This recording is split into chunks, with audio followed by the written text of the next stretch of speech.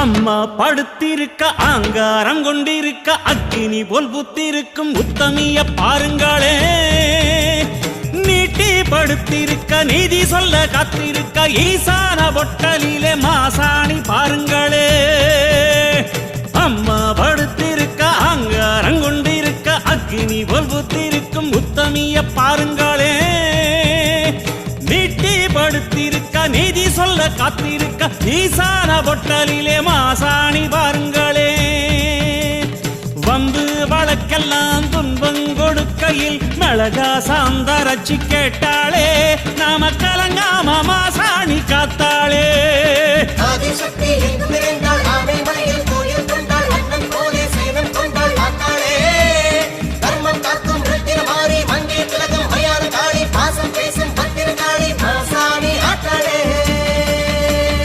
அம்மா படுத்திருக்க ஆங்காரம் கொண்டு